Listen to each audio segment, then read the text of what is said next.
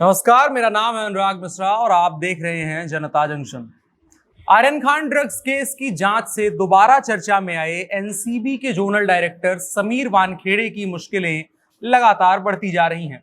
समीर वानखेड़े महाराष्ट्र सरकार में मंत्री नवाब मलिक के भी निशाने पर लगातार बने हुए हैं। इस वीडियो में यही समझने की कोशिश करेंगे कि आखिर क्यों समीर वानखेड़े पर इतने आरोप लग रहे हैं और नवाब मलिक का उन्होंने कौन सा पुराना कर्जा खा रखा है जिसकी वसूली करने के लिए नवाब मलिक समीर वानखेड़े के पीछे पड़े हुए हैं। कुछ सवालों के जरिए इसको समझने की कोशिश करते हैं। सबसे पहला सवाल कि कौन है समीर वानखेड़े। महाराष्ट्र के स्टेट एक्साइज डिपार्टमेंट से सीनियर इंस्पेक्टर के तौर पर रिटायर हुए ज्ञानदेव केचुर्जी वानखेड़े के बेटे हैं समीर वानखेड़े। समीर वानखेड़े की मां मुसलमान थी। समीर वानखेड़े की 2 शादियां हुई हैं, जिनमें एक पहली शादी 2006 में उन्होंने डॉक्टर शबाना कुरैशी से की थी, जो कि मुसलमान थी। और यहां पर बार बार मुसलमान का जिक्र इसलिए आ रहा है क्योंकि नवाब मलिक का आरोप इसी से जुड़ा हुआ है। इसके बाद इनका तलाक हो गया।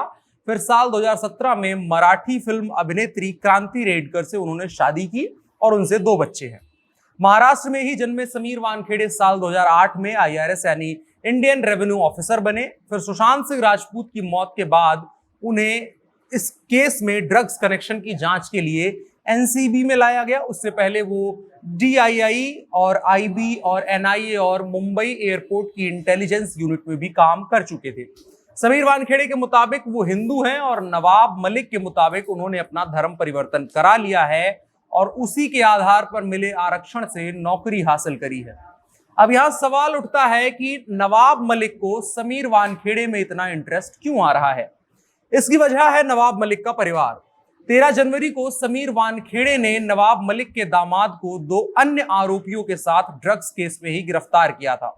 नवाब मलिक के दामाद का नाम भी समीर ही है। समीर तकरीबन 8 महीने जेल में रहे और फिर उन्हें जमानत मिली।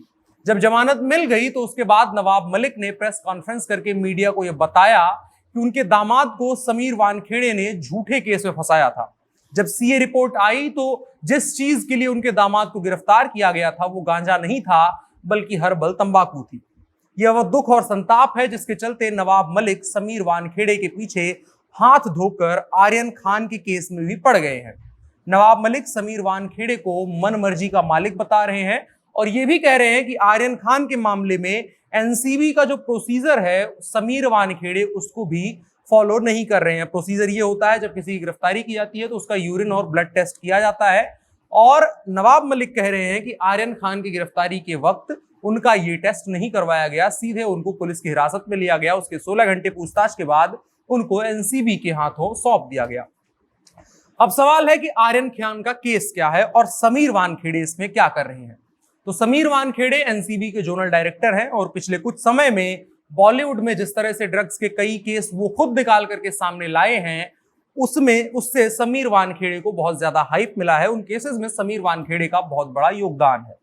गांधी जयंती यानी 2 अक्टूबर की रात एनसीबी ने क्रूज पर एक छापेमारी की। वहां से 8 लोगों को हिरासत में लिया गया। तकरीबन 16-17 घंटे पूछताछ चली। उनमें से 3 लोगों को गिरफ्तार कर लिया गया। उनसे पूछताछ की गई और एनसीबी को एक नई जानकारी मिली। जानकारी के मुताबिक उनको ड्रग्स जहां से मिलती थी उन गिरफ्तार किए गए लोगों को वो नवी मुंबई का बेलापुर इलाका था। सूचना के आधार पर उस इलाके में रहने वाले लोगों के यहाँ छापेमारी की गई। उसके बाद एक उनको लिंक मिली जिसके आधार पर कॉर्डिलिया क्रूज पर छापा मारा गया, जहां कई लोगों के पास जूतों और कपड़ों के भीतर ड्रग्स छुपे हुए मिले। इसी में शाहरुख खान का बेटा आर्यन खान भी शामिल था। उन सबकी जांच हुई, तलाशी हुई, कानूनी औपचारिकताएं पूरी करने के बाद उनको हिरासत में लिया गया। कोर्ट में पेशी हुई और उसके बाद आर्यन खान नहीं छूटे। जब आर्यन खान नहीं छूटे उसके बाद समीर वानखेड़े के ऊपर आरोपों का एक बहुत लंबा सिलसिला शुरू हुआ, एक लंबा दौर चला।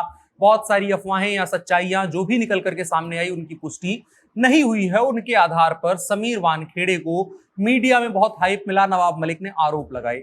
अब ये अफवाह, सच्चाई या क्रोनोलॉजी या थियरी क्या है, किसके बारे में है और क्यों है, तो ये सब कुछ है एनसीबी के सिंघम समीर वानखेड़े के लिए। आर्यन खान को हिरासत में लेने वाले समीर वानखेड़े खुद अब शक के घेरे में खड़े हैं। दरअसल एक तस्वीर वायरल हुई थी जिसमें गिरफ्तार किए गए आर्यन खान के साथ एक आदमी सेल्फी खींच रहा था, जिसको कि शुरुआती दौर में दावा किया गया कि वो एनसीबी का ऑफिसर है। फिर जब उसका नाम सामने आया तो उस शख्स का नाम था किरण गोसावी। वो आर्यन खान केस में एक इंडिपेंडेंट गवाह है और एक कथित रूप से ऑडियो क्लिप चल रहा है जिसमें आर्यन खान के केस को सल्टा देने की बात की जा रही है, जिसमें कहा जा रहा है कि डिमांड 25 करोड़ की है, डील 18 करोड़ तक में हो सकती थी, जिनमें से 8 करोड़ रुपए एनसीबी के जोनल डायरेक्टर समीर वानखेड़े के पास जाने हैं। इस बात की तस्दीक किरण गोसावी के बॉडीगार्ड ने की है। उसके मुताबिक उसने किरण गोसावी को किसी से यह बात करते सुना था जहां से उससे इस डील के बारे में जानकारी मिली। फिलहाल किरण गोसावी फरार है और सुनने में आया है कि लखनऊ में उसने सरेंडर करने की कोशिश करी थी और कहा था कि महाराष्ट्र में उसकी जान को खतरा है। हालांकि लखनऊ पुलिस ने उसका सरेंडर लेने से इनकार कर दिया था। जब यह सब कुछ आरोप लगा और प्रभाकर सैल का हलफनामा दाखिल होने वाला था अदालत में, तो उसी दरमियान एनडीपीएस कोर्ट में समीर वानखेड़े ने एक एफिडेविट दायर किया और कोर्ट से मांग करी कि प्रभाकर सैल के उस हलफनामे पर रोक लगा दिया जाए जिसमें उन पर उगाही के आरोप लगे हैं, लेकिन कोर्ट ने इससे इनकार कर दिया। उसके बाद समीर वानखेड़े दिल्ली आ गए। दिल्ली आने के सवाल पर उनसे पूछा गया तो उन्होंने कहा कि मैं यहां अपने निजी काम से आया हूं। अब एक चीज आती है कि अगर बात आगे बढ़ती है, जो आरोप लगाए गए हैं, जो सबूत कथित तौर पर दिए जा रहे हैं, वो अगर सच्चे साबित होते हैं तो समीर वानखेड़े का क्या होगा और आर्यन खान केस का क्या होगा। अब अगर इन दोनों संभावनाओं पर बात करें और दोनों संभावनाओं में से एक भी साबित होती है और समीर वानखेड़े केस से बाहर कर दिए जाते हैं, तो आर्यन खान केस का क्या होगा। आर्यन खान केस का होगा ये कि समीर वानखेड़े की जो अब तक की तस्दीक होगी, जो इन्वेस्टिगेशन होगी, उसको एक तरफ रख दिया जाएगा और नए सिरे से इस केस को इन्वेस्टिगेट किया जाएगा और कोई नया अधिकारी इस केस को देखेगा। इसके बारे में कौन सी नई जानकारी निकल करके सामने आती है।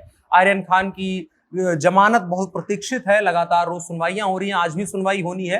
अगर उससे जुड़ा कुछ अपडेट आता है तो हम आपको जरूर सूचित करेंगे। फिलहाल के लिए इतना ही। मेरा नाम अनुराग मिश्रा है, कैमरे पर मेरे साथ ओम प्रकाश हैं। अगर वीडियो आपको पसंद आई हो तो दोस्तों के साथ साझा करें। शुक्रिया।